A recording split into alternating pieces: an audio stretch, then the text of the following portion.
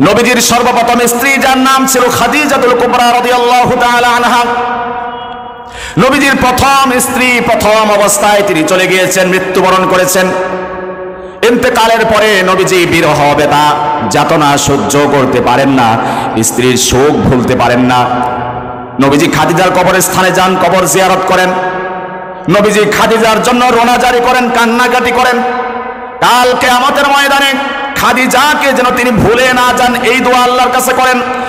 এই প্রসঙ্গে আম্মা জান আয়েশা রাদিয়াল্লাহু তাআলা আনহা বলছেন, আমার আপনার নবী, রহমতের নবী, দয়ার নবী মুহাম্মদুর রাসূলুল্লাহ সাল্লাল্লাহু আলাইহি ওয়াসাল্লাম যখন গোশত খেতে যেতেন, বকরি জবাই করতেন।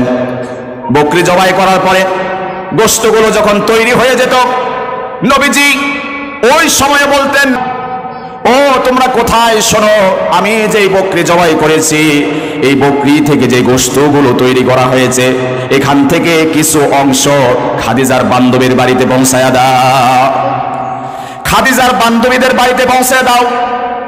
লক্ষ্য করে বুঝুন, শুনুন, নবীজি তার স্ত্রীকে কতটা মোহাব্বত করতেন। স্ত্রী তো চলে গিয়েছে, স্ত্রীর জন্য যে গোশতটা নির্ধারণ করা থাকতো, স্ত্রী তো খেতে পারলো না, তার বান্ধবীদের কাছে পৌঁছায়া দাও। আয়েশা রাদিয়াল্লাহু তাআলা আনহা বলছেন, নবীজি যখন এমনটাই বলছিলেন, একদিন আমি নবীকে রাগানোর উদ্দেশ্যে বললাম, ইয়া রাসূলুল্লাহ, ইয়া হাবিবাল্লাহ, কি পেয়েছেন খাদিজার ভেতর? শুধু বলেন খাদিজা, খাদিজা, খাদিজা, এমন কি পেয়েছেন খাদিজার ভেতরে আপনি? আল্লাহর হাবিব জবাব দিলেন, ইন্নী ক্বাদ রুযিকতু হুব্বাহা। ও আমার আয়েশা, লক্ষ্য করে শোনো, তুমি বলছো খাদিজার ভেতরে আমি কি পেয়েছি? আল্লাহ রাব্বুল আলামিন খাদিজার ভালোবাসা আমার হৃদয় আত্মায় গেঁথে দিয়েছে। তুমি প্রশ্ন করো, কি জন্য শুধু খাদিজা খাদিজা করেন? কি পেয়েছেন খাদিজার ভিতরে? আরে কদর জিত্ত হব্বাহা, আমার অন্তরাত্মায় খাদিজার ভালোবাসা আল্লাহ রাব্বুল আলামিন দিয়ে ভরপুর করে দিয়েছেন। সুবহানাল্লাহ।